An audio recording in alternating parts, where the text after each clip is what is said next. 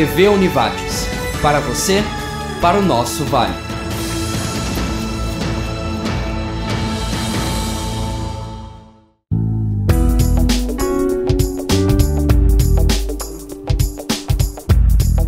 Boa noite.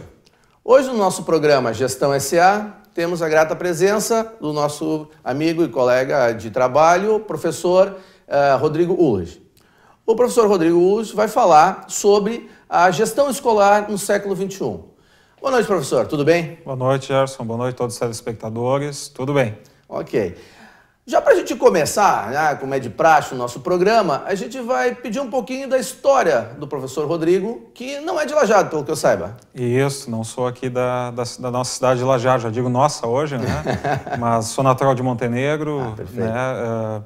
Cursei o antigo magistério ainda em Ivoti, numa escola da rede sinodal também, e dei continuidade aos meus estudos na URGS, na matemática, né? Licenciatura, ou seja, a minha origem então é a matemática, né? Professor de matemática. Ah, ok, professor. De colega para colega, um pouquinho da história também do Alberto Torres, né? Que é digamos assim, um dos pilares da educação e do ensino aqui no Vale do Taquari, né? Com mais de 120 anos de história, e o Colégio Evangélico Alberto Torres, ele nos últimos anos tem até se reestruturado. Dá para falar um pouquinho dessa história do Alberto Torres para nós, até para que a gente possa entender um pouco do SEAT, né? Hoje mais conhecido também como a sigla SEAT. Isso. Olha, sabe que há pouco tempo lançamos o livro Histórias Entrelaçadas, né? Motivado muito pelos 120 anos comemorados no ano de 2012.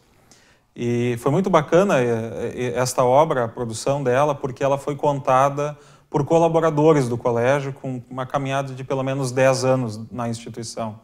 E ali tu identifica muito daquilo que é realmente a identidade histórica do Colégio Evangélico Alberto Torres, né? Quando lá, em 1892, os imigrantes alemães chegaram aqui à nossa cidade, à nossa região, e, como era vinculado à sua identidade luterana, primeiramente, temos que ter uma escola para os nossos filhos. Que é uma grande característica, né, da nossa região, que é essa preocupação sempre com o ensino, que é fundamental e é o tema da nossa discussão hoje também, né? Exatamente, com esse fundamento da importância da aprendizagem, do conhecimento, foi que essas famílias instalaram aqui na cidade e, digo, a primeira escola da região do Vale do Taquari. E isso se encaminhou ao longo de todo esse século de história do Colégio Evangélico Alberto Torres, né? Em diferentes prédios, com diferentes pessoas, né? Mas tendo sempre muito clareza do qual era o papel e de qual é o papel da educação dentro de uma sociedade. E aqui tratando da nossa cidade e do nosso Vale do Taquari. E, claro, muitos egressos do nosso colégio também hoje têm a sua atuação no nosso estado e no nosso país, né? Eu gostaria de que o professor abordasse um pouquinho também, nesse começo, o que seriam os pilares pedagógicos hoje do Alberto Torres? Olha, eu sempre tenho dito assim, que a nossa relação é fundamental, o relacionamento é fundamental nos processos, né? Nós temos lá clareza de que a escola é o espaço para a aprendizagem acadêmica, o aluno, a família traz o filho para a escola pensando no que ele vai aprender lá na escola, nos conteúdos. Mas, para que tudo isso aconteça, se dá o relacionamento, né? Se dá as relações professor-aluno, professor-pais, ou seja, há um tripé desses três envolvidos, os profissionais da educação, dos alunos e dos pais. E por aí perpassa também um dos nossos pilares, esta relação que se dá entre essas pessoas, sempre tendo muito claro no processo o que é papel de cada um, né? Nós temos lá objetivos comuns, temos um horizonte traçado de forma comum e, para isso, né, todos nós nos engajamos e nos comprometemos, mas sempre é importante ter claro, o aluno tem um papel, o pai tem um papel e o professor, o profissional da educação tem um outro papel, né? Então, poder fazer disso, desse entrelaçamento entre o conhecimento, a academia e as nossas atitudes, as nossas relações, é o que vai dar a formação integral desse sujeito que mais tarde, na condição de adulto, né, enfim, será lá também um cidadão ativo cada vez mais na sua sociedade, né? Acho que dentro dessa abordagem que o professor Rodrigo nos coloca, vamos tentar dar uma olhada agora em alguns exemplos, né? E vamos entender um pouquinho mais sobre o tema, que é a questão do ensino e esse contexto que as pessoas vivem hoje em termos de ensino escolar. Vamos dar uma olhada na matéria. Nas escolas, crianças e jovens trabalham com o conhecimento, mas a educação pode começar em casa. Comportamento repassado pela família reflete no nível de aprendizado adquirido ao longo da formação. Toda criança que tem um bom preparo, que ela vem com uma educação adequada, e daí a gente tem que ver o que é o adequado hoje na sociedade que nós vivemos, né? Uma educação de respeito, uma educação onde que ela é pautada pelo respeito, pela honestidade, pelas boas relações com os colegas, boas relações com os professores, com os gestores. Isso vai ajudar quando a escola começa a oferecer os conhecimentos. O convívio familiar também pode interferir na relação com a sociedade, com o mercado de trabalho e círculo de amizades. Esta criança que teve uma ótima educação nas relações familiares, que levou para a escola e essa foi construída a continuidade com o conhecimento escolar, vai ter esse reflexo também lá no seu desempenho profissional, lá na construção da próxima família. Então é uma sequência. A participação dos pais no círculo escolar é fundamental, importante para fortalecer laços e incentivar a aprendizagem. Chamando os pais para dentro da escola e partilhar como é a relação deste aluno na convivência escolar e também ser uma escola questionadora com a família, como é que são as relações dentro da própria família. Na sociedade atual, o ensino está vinculado a órgãos públicos como o MEC. Cabe ao Estado garantir o acesso para toda a população. A sociedade, ela tem que cobrar do Estado, né, o acesso a essa educação que pretende ser universal, ensino público, gratuito, mas também um ensino público de qualidade, né? E essa é a grande, eu diria que é a grande armadilha em que nós nos encontramos, porque a questão dos recursos sempre são recursos escassos, né, e as demandas elas vão surgindo de uma forma bastante plural, né? Mas é necessário pensar em diferentes formas de aprendizagem, métodos de ensino que desenvolvam profissionais qualificados não apenas de forma teórica, mas também psicológica para o mercado de trabalho. Eu acho que a gente tem que pensar num formato de educação amplo, plural, quer dizer, e deixar de pensarmos nesse modelo de que nós só vamos aprender dentro da instituição, escola, que é ela a única responsável pela nossa aprendizagem, né? Ao contrário, hoje cada vez mais, né, a gente estuda espaços de educação não formais, quer dizer, são espaços onde a gente tem práticas educativas que estão distantes da escola, né? Por exemplo, o espaço de um clube ou de uma associação, né, onde as pessoas estão aprendendo, né? Talvez estejam um pouco distantes desse currículo formal, rígido, que a escola integra, né? Mas essas pessoas estão vivenciando diferentes práticas e realmente diferentes formas de aprendizagem. Depois de assistirmos a matéria, vamos para o nosso primeiro intervalo e após voltaremos para conversar um pouco mais sobre esses desafios que a escola hoje enfrenta em termos de ensino e construção do conhecimento no século XXI. Vamos ao nosso intervalo.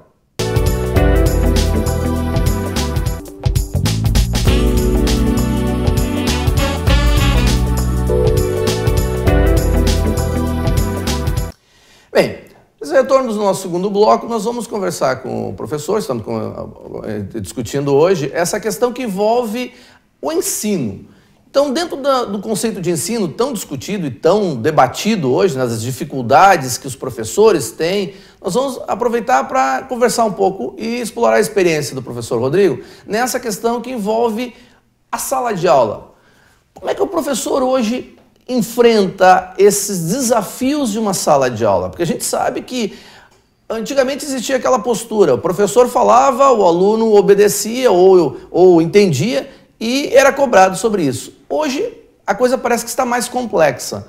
Afinal de contas, o que é uma sala de aula hoje? Claro. Eu sempre tenho dito assim, né, quando se fala em desafios na nossa área hoje da educação, elas vêm muito ao encontro do que tu mesmo disseste há pouco, né, de que é tão discutido hoje, né? Nós vivemos uma sociedade de mais discussão, de mais espaço para se falar, espaço para se ouvir também, né? E por toda essa relação entre os setores também, intersetorial e a própria globalização, hoje a educação, como tantas outras coisas na sociedade, não é mais só discutida por educadores. Todos discutem educação. Eu acho que o professor coloca uma coisa importante, que é essa questão que envolve a multiplicidade de olhares, né? E essa multiplicidade de olhares faz com que hoje o ambiente de sala de aula não seja um ambiente estático. E por ser dinâmico, a dificuldade, eu sempre coloco, a dificuldade hoje se chama metodologia. Como trabalhar em sala de aula toda essa diversidade. E esse é o outro aspecto da metodologia, né? Quando nós estamos atentos às mudanças sociais e que, obviamente, têm um impacto para dentro da escola, né, para a sala de aula, nós não podemos, ao meu ver, perder o foco do papel da escola. Nós podemos rever uma metodologia, devemos revê-la, né, a nossa interação como ela se dá, mas jamais deixando de conceber e ter presente no dia a dia o papel da escola na formação na sociedade daqueles que são os jovens, são as crianças. E continua sendo ainda a questão do ensino, mas eu vejo cada vez mais a questão envolvendo a cidadania, a responsabilidade social, ou seja, a escola hoje é um ambiente multifacetado. Né? E aí, realmente, querendo ou não querendo, tanto a parte pedagógica quanto a parte que envolve a gestão da escola, é mais complexo, né? Eu diria assim que nós estamos nos dando conta de algumas coisas. Não tem tantas coisas que são tão contemporâneas ou que são de hoje. Nós, se formos lembrar da nossa infância na educação, já trabalhavam cidadania conosco, já trabalhavam os temas transversais também. Mas, dado algumas conjunturas da nossa sociedade, parece, mas a escola tem que abordar isso. Agora, isso a escola também tem que contribuir. Isso também é papel da escola. A gente começa a se dar conta de algumas coisas e reconhece na escola um ente social que pode e deve contribuir para essa formação também. Quando o professor coloca a questão de que a escola tem que discutir isso, será que não tem muita carga em cima da escola? Será que não tem muita pressão em cima até do professor para, de repente, tem que trabalhar questões que não envolvem só a sala de aula, mas envolve a relação familiar, envolve a relação com os meios sociais, envolve os aspectos que ultrapassam esse ambiente? Quer dizer, de repente o professor hoje também é bastante sobrecarregado até muitas vezes, né? Esta é uma discussão permanente, assim, né, de nós, e por isso que eu volto a trazer essa questão que eu colocava há pouco, né? Nós precisamos sempre ter clareza qual é o papel da escola. Né, o que nós temos como intuito quando um jovem, uma criança vem para a escola? O foco está nele, na formação dele. Qual é a prioridade, o princípio lá do aluno que vem à escola? Ele está lá para aprender conteúdos bem conceituais, né? Isso não tem como passar pela escola e não conceber que o aluno não vai aprender isso. Isso é o mínimo. Agora, todas as outras coisas que vêm para a escola também, a escola tem que estar ciente de que isso é parte da sociedade. A escola como eu disse antes, é um ente social. Então ela está interagindo com isso. Claro, ela não pode ter e criar um sentimento, e nem a sociedade para com ela, de que ela é onipotente, né, multipotente, né, de que tem muitas capacidade para atender também todas essas questões. Ela tem que ter consciência disso, lidar com isso e poder contribuir numa ou outra situação. E como funciona isso no dia a dia? Às vezes a gente tem uma ideia, se fala muito em projetos pedagógicos, se fala muito hoje em trabalhar as questões envolvendo os aspectos sociais, mas como funciona isso no dia a dia para o professor e, obviamente, também para a gestão escolar, tanto a parte pedagógica como a parte administrativa? Claro, claro. Vamos pegar um exemplo. Nós estamos desenvolvendo no colégio agora o projeto do aluno pesquisador. Ele tem um intuito, não que se antes não se fazia pesquisa ou que na escola não se faz pesquisa, mas esse é um projeto bem específico onde o aluno é desafiado ao projeto de pesquisa, né? Ali tu vais ver, onde tu tens conteúdos de vários componentes curriculares que são importantes, que ele aprenda ou outros que ele já tenha aprendido para desenvolver a sua pesquisa. E a pesquisa está vinculada a uma situação que ele imagina que precisa ser diferente, ou que ele tenha que ter um intuito com aquilo que ele está descobrindo, ou achar uma solução para alguma demanda, e que muitas vezes vai ter um respingo social, vai ter um respingo mais acadêmico, mas é um olhar para da escola para com o seu conjunto e pensando nesse jovem como um agente da sua sociedade, né? Então isso é um aspecto naquilo que a gente trabalha com o estudante, né? E tudo isso, como tu vinhas dizendo também, hoje se trabalha numa integração muito forte da gestão que é esta pedagógica e daquilo que também a gente tem como a parte administrativa de uma instituição. Isso fez com que as escolas, aí no início dos anos 2000, né, e muitas das escolas comunitárias se dessem conta da necessidade de ter ferramentas na sua gestão, no seu trabalho, teve que discutir a sua gestão, porque percebeu que, né, não bastava ter só apenas um olhar pedagógico para a condução da instituição. Os desafios que são dados a outros segmentos, a outras organizações da sociedade, recaem sobre a escola também, né? Então, nunca talvez se tenha investido tanto nessa integração, numa gestão, diria assim, horizontal na escola, né? Sempre tendo clareza dos papéis de cada um, mas o compromisso é único, né? Então, nunca talvez tenha se investido tanto nesse processo de discussão dessa integração entre aquilo que se faz, que é o fim da escola, que é a educação, o ensinar, né? Com aquilo também que é o processo administrativo gerencial de uma instituição, né? Bem, como vimos, os desafios são grandes, mas no próximo bloco nós vamos trabalhar um pouco mais sobre essa questão de escola comunitária, entender um pouquinho mais como ela funciona e quais são as principais características e, obviamente, como o SEAD se prepara para enfrentar mais 120, 130, o que o valha, quanto mais tempo, né, em termos de produção de conhecimento, produção de ensino, desenvolvimento da criança e do futuro adulto cidadão. Até o próximo bloco.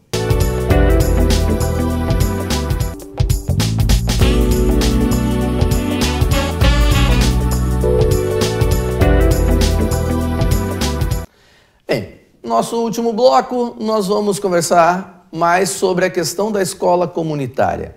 E, obviamente, não só a questão da escola comunitária, como também os desafios que a educação hoje tem, que é o tema do nosso programa de hoje, esse desafio que a escola tem de construir esse cidadão. Me parece que é até muito mais complicado do que era, talvez, há 100 anos atrás.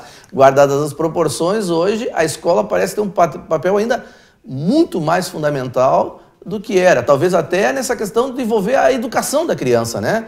Que hoje em dia se sabe a dificuldade que os pais têm por trabalharem, tanto o pai, a mãe, né? Às vezes as famílias têm essa dificuldade e acaba tendo a escola que assumir papéis múltiplos, como a gente está já observando isso desde o começo do programa. Que perpassa pela escola em tempo integral e aspectos como esse que vem ao encontro do que tu trazes aí, né? Nessa questão de desafios, eu sempre digo, uma escola comunitária, né, ela tem esse cunho de dentro da sua sociedade, ela surge dali. Então, nesse processo de gestão, também é importante sempre termos claro isso, de que tudo aquilo que tu tiveres de retorno, inclusive financeiro, ele reverte para o conjunto da obra, né? Ele está ali, tudo que a gente conseguir também, porque é o nosso compromisso ter alguns resultados para que tu possa estar sempre qualificando e também aperfeiçoando o teu trabalho junto à formação desses jovens e dessas crianças, aí pensando agora numa escola comunitária, né? Exato. Essa questão de escola comunitária, qual seria a grande diferença da escola tradicional, seja ela pública ou privada? Qual é a função da escola comunitária? É um meio termo? É uma outra abordagem? A escola comunitária ela é muito mais característica da região sul do país e muito aqui do Rio Grande do Sul. Se a gente for olhar pelo nosso Brasil, não se encontra tanta escola comunitária quanto no Rio Grande do Sul, porque elas vêm exatamente desse conjunto lá das pessoas que aqui chegaram e pensaram uma escola para os seus filhos.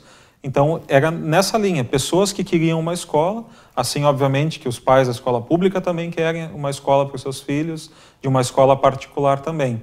Mas a essência daqueles que contribuem com essa escola é de que tudo aquilo que possa também lá ser um resultado reverta novamente para o conjunto da obra, como eu dizia, né? Ou seja, vai reverter em investimentos e em melhorias dentro do processo, tanto pedagógico de trabalho com os alunos, né? Como também na sua estrutura. Né? Essa questão, então, a escola comunitária tem muito mais uma função até social, diria assim.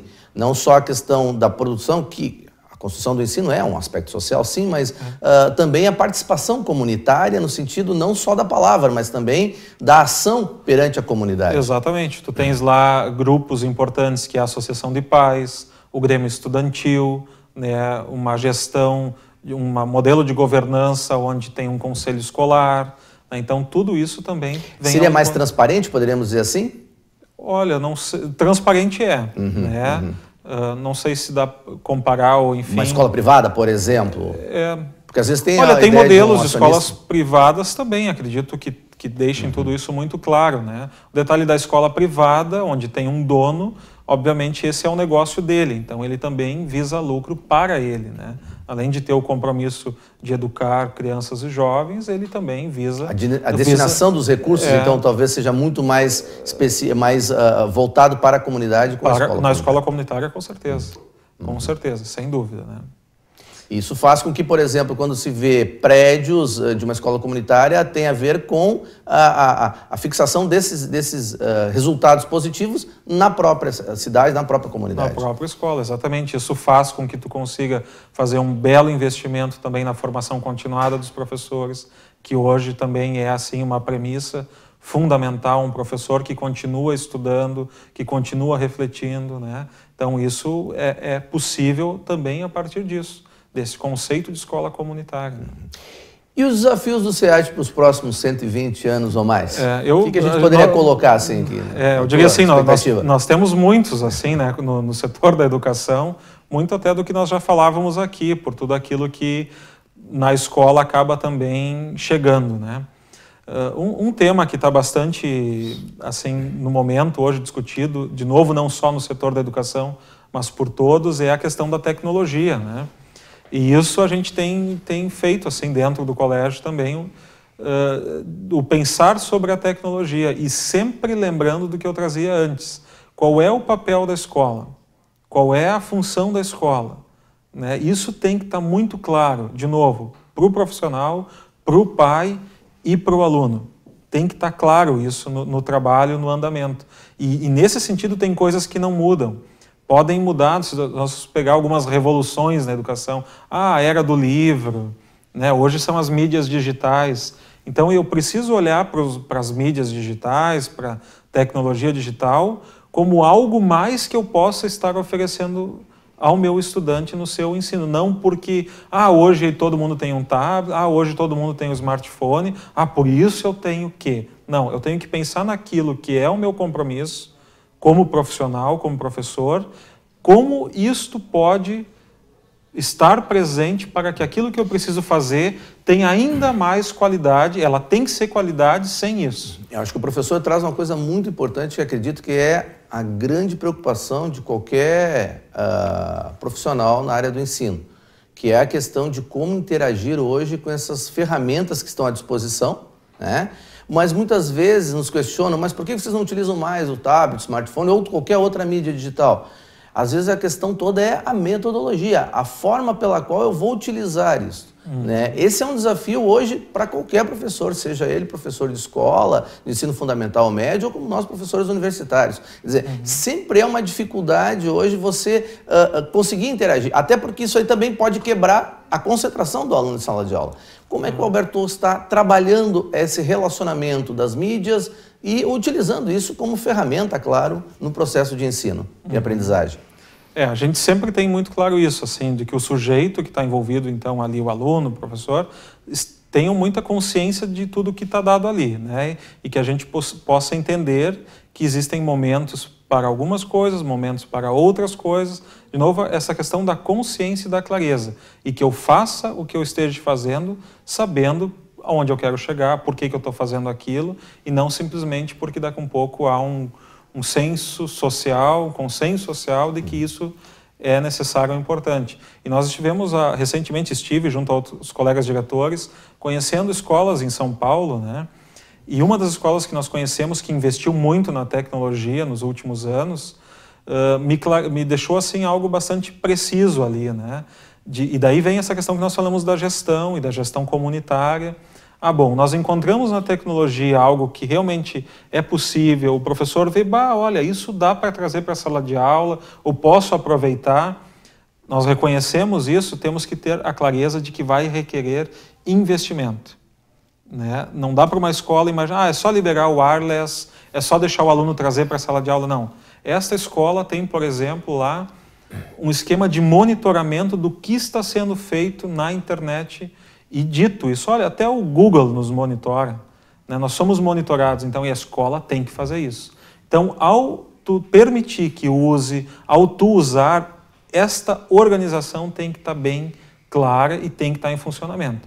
E isso, obviamente, vai exigir investimento em pessoas, em equipamentos, né? Vai requerer isso. Não é simplesmente alguns, deixa os alunos usarem.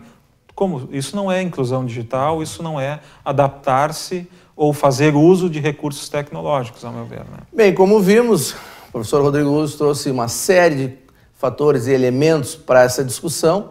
Não se encerra aqui, claro, mas infelizmente o tempo urge e nós temos que acabar o programa, encerrar o programa por hoje.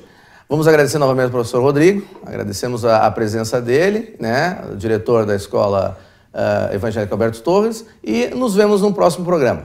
Até lá!